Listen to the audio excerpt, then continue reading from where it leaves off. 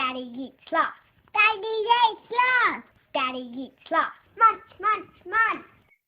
Hello and welcome to Daddy Eats Last, where we discuss the challenges of being a man in modern society, and whatever the hell that even means. I'm Kane, and with Matthew, I assume because Queensland is not in lockdown anymore, that he was waiting at the door of the gym and banging on the door of the gym so he can just work on his bicep curls. So it's just Ryan and myself. How you doing, mate? Yeah, good. I love the fact that he's banging on the door of the gym as a dad of three. It's like the gym is the retreat, not can't wait to go and watch a footy match, go to the pub, go and, all these other things. It's like, nope, life is gym. Yeah, it's probably So if you are in there, Matty, I hope you're curling well. I think it's one of the rare places where you're probably not going to get bothered by anyone at all. Like you're at the gym, no one bothers you. Like you don't bother anyone. That's the unwritten rule of the gym, I think. You don't bother anyone, nobody bothers you. Nah, there's always that one. It's like the person that sits on the back of a public bus. It's just like that crazy person that just talks on the bus. There's always one at the gym, but you just got to avoid them and just put those headphones in and go, I'm in my happy place. I love it. I ask how London town is, but you've relocated. Yeah, I'm not in London. I am a wee bit further up. I use that for those who understand it. Got to Scotland yesterday, so gonna spend a month in Scotland. After spending a month in Manchester, which is, according to the Mancunians, very different to London.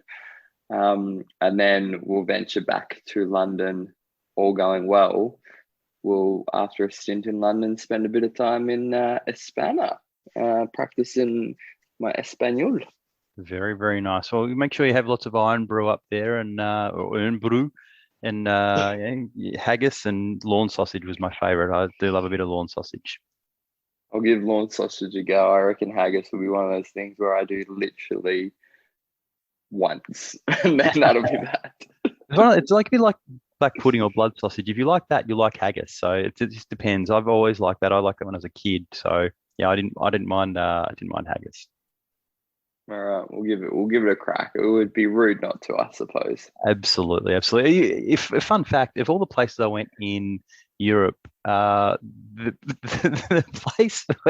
place where I found the hardest to understand it, I have a Scottish brand, was Scotland. So we go to France and we went to different places and they'd speak with their accents and I could understand them, but I couldn't understand one guy in the equivalent of a convenience shop in Scotland. I was like, sorry, mate, I got nothing. He speaks the same language. It's just a very broad accent. It's a very different accent here, so I'm definitely going to have to put a fair bit of practice to it, no doubt. Well, mate, what are we going to talk about tonight? You had a great idea, which was about sort of where we thought we would be before COVID happened at this time. Is that about right? It sort of came about from not wanting to talk about COVID, albeit because probably like you, it still is mostly all anyone talks about, especially down under with Melbourne going into another lockdown. And that was happened obviously, as you know, snap of an instant. I woke up one morning to a bunch of phone calls going, we're going into lockdown. So I thought if we stay away from the COVID thing and just sort of talk about what do you think you'd be doing now, or say mid 2021, if COVID had never happened, going back 18 months ago, and just what was the plan for Kane's household? Obviously, just trying to tackle and how it's different. I don't know how different it would be. We probably would have gone on more holidays. Like we have literally not had the opportunity. We've managed to get down to the beach. Like we haven't left the state. We haven't planned to go anywhere because you could never really plan. The only thing you could rely on is plans being cancelled. So we probably would have, in a COVID-free world, gone on a bit more of an extensive holiday somewhere, which is not just around Victoria or inside our own 5 kilometre bubble. So that'd probably be the main thing. From a sort of personal perspective, I don't know. I assume I still would have sold the accountancy business, but I might not have felt as, I don't know, might not have done that. So I might have still been running 2 businesses, potentially. That stretch of being being a home office, a mix of having the kid home, and that sort of thing, and then the job keeper stuff that I had to do as an accountant, I might not have felt as stretched. So I think that might have been slightly different. What about you? It'd be completely different for you over in Europe, I'd imagine. Yeah, I'd be completely different. It's interesting you say that. Do you think it would have been because you would have had more like that people interaction side, or the chaos of, I guess, those challenges that small businesses have had might have impacted that decision? Yeah, I don't know. I think it's probably more. It's probably more just it's a combination of everything. Like for parts of last year, for probably 3 or 4 months, we were, I say homeschooling. We didn't have to teach him anything, but we had the little fella at home, and we were doing home kinder. So I was splitting time across that. That wasn't that unusual because he never went to childcare. So I've always split time with him. I think the way that the government rolled out JobKeeper and basically having accountants administer that for for small businesses, it pushed a lot of work down onto accountants. So I felt really stretched across those two businesses. So in theory, no COVID, no JobKeeper, maybe not as stressed, might have kept both businesses for longer. I say stress, it wasn't a really stressful thing. I guess workload more than stress. And I may have held on to the accountancy business for a bit longer. That said, we've just ticked over into August now, and July is usually pretty busy. Used to be a pretty busy month in the accounting business. Man, it's the best July I've had in 20 years. And we were locked down for part of it.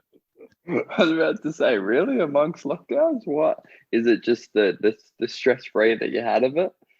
Yeah, well, no workload, because that was my main workload. I think we've discussed this before on previous episodes, where that particular business was probably taking up maybe 80% of my time, where the other business that I had was taking up maybe 20% of my time, and the revenue was roughly the same. If anything, the one which took up 20% of my time had more revenue. So it was just a drainer of time. So to have that time back has been amazing, albeit stuck in lockdown for parts of it. Yeah, exactly. And I suppose it's a crunch time piece for you, though, isn't it? During that time where you kind of flex, a lot of your work would happen in Q1 of the financial year, I would imagine. Yeah, it was pretty constant. It used to be that you'd have a lull as an accountant. So you'd have a lull between sort of mid-May and end of June. So you get a 6-week period where you'd get to, I guess, recharge your batteries before you jump back on the hamster wheel. With in the last probably 5 or 10 years, that that 6-week break or 6 week of lull where you could basically do anything. And that was a time where I'd traditionally kind of chuff off and have an extended holiday. That hasn't existed because of just the way that the years sort of roll into each other, the way they've kind of structured accounting and tax down here. So yeah, it's just been nice to have time. Again, if I had have still sold the business and we didn't have COVID, it probably would have been a really good time to take a holiday. What about you? Because you obviously, sorry, go on. Yeah. No, I was just going to say, so for you, it's definitely more just that holiday front. And I imagine a lot of people out there listening, it's kind of like they're probably really missing that, getting away for that good 2-week family holiday.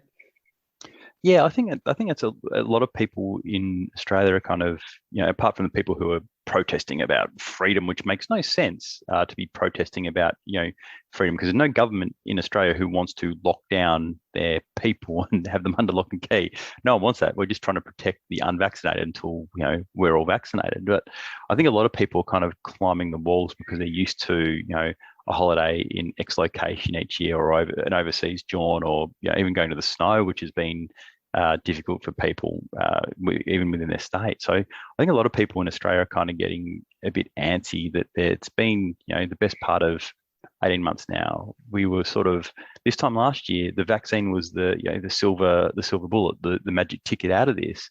And with vaccine hesitancy, we're probably still, I'll be realistic, we're probably Christmas before we're looking at sort of any sort of freedom for people to be able to do that. So I think that's a lot of things which COVID has affected, the ability to just lead, I say, a normal life, but those things you kind of took for granted. Yeah, definitely. So that's definitely been a big change. And obviously you moved over to the UK pretty much just as COVID started. So I'd imagine what you plan to have done in the last 18 months is significantly different to where you've ended up. Yeah, probably couldn't be more chalk and cheese. I couldn't have timed it any better. January 2020 to move to the other side of the world. And then 7 weeks later, I got hit with that first lockdown. But I think, the big thing probably for like most people out there is that travel factor. Not necessarily holiday, because a big reason to move over here was just for travel and experiences, not per se take 2 weeks off and sit on a beach somewhere. But yeah, I mean, I would have, compared to, if COVID had never happened, I suspect I'd probably have a fair bit less money in the bank, because I would have spent it all traveling. And I think professionally, I would probably be doing the same thing that I'm doing, albeit would do it much more connected and maybe feel a lot more connected to, where I'm living and to the people, because doing it from a computer screen is a massive struggle. And then, just would have just done that typical expat thing of get on a plane Thursday and have a weekend all over Europe for probably once a month, once every 3 weeks for, I'd say the last 18 months. So it's definitely changed the direction and the course of what I plan to do over here. I would have climbed Mont Blanc by now, which would have been nice. But I suppose similarly on the reverse, I probably still would be heading off to do some stuff at Cambridge. But I don't know that, I'd be as established with work and business and various things in the portfolio, because I suppose one good thing about lockdown is it's pretty easy to put a few hard yards in work wise. So that's been an upside, but I'm definitely missing the globalization that I would have gotten if COVID had never happened. Yeah, I think there's another one which I probably neglected there. I haven't had an alcoholic drink for the best part of it's probably 270 odd days now. I probably, if COVID hadn't have happened, I'm not sure I would have even done that. Like, we're just getting to the stage where maybe the intake of booze leading up to stopping the booze was getting a little bit too much, mainly COVID related, I guess. Just those, you get to the end of a day of just, juggling the kid and 2 businesses and it being like an extra long day, you'd be like, oh, just need a wine. Without COVID, I might not have taken that break, and I'm the best part of 9 months into it now, and it's been really good so far. Maybe. Are you going to charge for the whole year? I think so. I may as well now. I'm close enough. You're that deep, yeah. Yeah, I've discovered alcohol-free beer in the last sort of month, which has been a revelation, to be honest, because a couple of them actually taste like real, like what I would call real beer, but without the alcohol. So it just, as opposed to having mineral water with apple cider vinegar, or mineral water with low sugar cordial in it, just something different. Yeah, it's not bad. So I mean, I suppose there are some positives to it. I guess that being one, definitely for your health. But it's that, I mean, I think it's that big socialization element's probably the other big difference, which probably could have meant that I could have ended up drinking a lot more than I have in the last. That's where it would have been months, as well. Yeah, because in the over here, there's definitely a pub culture, that's for sure. But I think the other big thing for me that would probably be happening is sport. I think I'd still be playing plenty of sport. Hockey, cricket, football, the lot of them. If we hadn't have had this experience of the last 18 months. I tell you what, the Olympics are finishing tonight, and before the Olympics, I thought, what a stupid idea to have Olympics in the middle of a pandemic. It's been great just being able to flick it on at a time, because in Australia the time zones pretty much matches, so you can pretty much watch a whole day of Olympics. Not that I've done that, but it gets a bit crappy and you go, especially for week 1, I'll just put the swimming on around lunchtime and the finals will be on. So that's been really great. I must say, hockey is a fantastic sport. I actually had a dream last night that I was playing hockey, because I've been watching so much of the hockey through the Olympics. Great sport. So good. So disappointing Australia didn't come home with the gold there, because they played such a good tournament. But it's a phenomenal sport to watch. The pace of it's crazy good. But I mean, the Olympics has been, I think, just an absolute silver lining. Like, I agree with you. I was kind of like, what's the point? Like, it's a bit, and then it started and it just galvanized, I know, some nations. And like Australia is definitely, as we tend to do, which I'm very proud of, well and truly punched above our weight. But this one in particular, like, just some pretty inspiring and just amazing athletic feats, and that's happened across most of the countries as well. And I think a lot of people have really needed something like that during this time. I think, yeah, one of the big things for me that's been missing that would have just carried on is that socialization aspect and that sporting aspect among all the various adventures throughout Europe that have been shat on. You're not wrong. Like it's getting a little bit more like real life over where you are now. Do you see when do you see? Do you still have plans to pick up and do what you were planning to do 18 months ago, or have your plans now changed because of COVID? Good question. I think like a lot of people will find it's changed. I don't think. I mean, just from if you take travel for an example, I don't think there will be or anytime soon anyway, the ability to just literally rock up at an airport, jump on a flight to, Germany, Croatia, whatever happens to be on a Thursday, fly back on a Sunday, and then rock into work without having to do a variety of tests and variety of things and all the other bits that are going on. So I think, yeah, plans have definitely changed. I don't know that I would have necessarily gone back to study this early, because I probably would have just been enjoying the travel so much and wanted to keep the freedom. But on the flip side, I think, that the way that we work will change probably forever as a result of COVID. I mean, case in point, I'm in Glasgow for the next month, albeit we've based ourselves here, but got some time in Edinburgh, into the Highlands with a week off.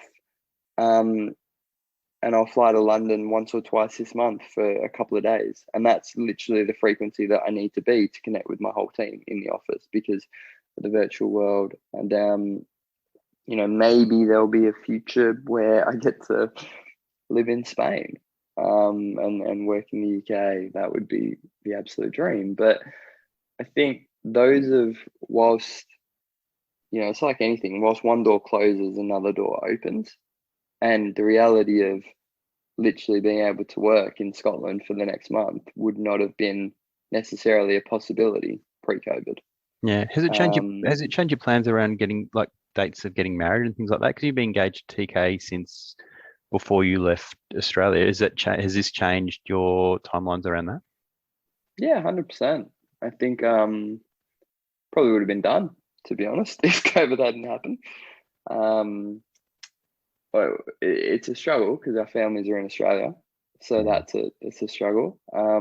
There's no major urgency apart from get it done before kids, so that's positive in that there's no huge urgency. But I know that a lot of other people, it's put some pressures on there. It's definitely probably changed the plan of it. So whatever that would be, I mean, Vegas has shot right up to the top for me because it's not nice and quick. I don't think I'll get that one through. But like thinking, New York, Central Park would be nice. One of the islands around Italy or Spain would be nice. It'll be super small now as a result of the whole situation. So yeah, I don't know. It's probably changed. And the other big thing is probably changed plans of getting back home to Australia because, well, right now we can't. And,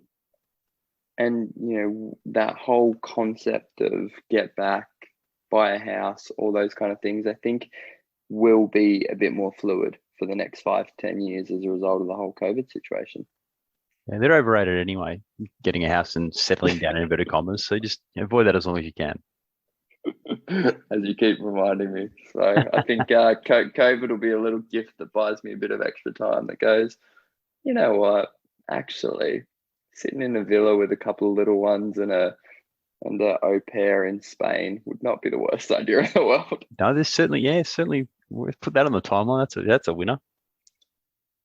Indeed. So I think there's the hard thing's been to openly think how to make lemonade out of lemons. That whole concept of when life gives you lemons, make lemonades, because it's really easy with the whole COVID thing to just be like, this is shit. I want, like, almost like chuck a tantrum and be like, I want what I missed out on. Yeah. And it's like, well, that's not going to come back. So, you know, how can we live in Scotland for a month, or we just spend a month in Manchester, which albeit isn't, you know, sitting in the islands of Italy or something, but it's something. And I think it's just trying to create those micro changes and moments and think a bit differently and try and get something out of the whole experience. I think it's a really good way to think about it. I also think it's a really good place to end Daddy Eats Last this week. So do subscribe to Daddy Eats Last if you haven't done already. And while you're there, please leave a review. Also tell your mates about the podcast, especially if they are guys. Back next week with another episode, or should I say serving of Daddy Eats Last. Catch you next week. Bye bye. Bye bye.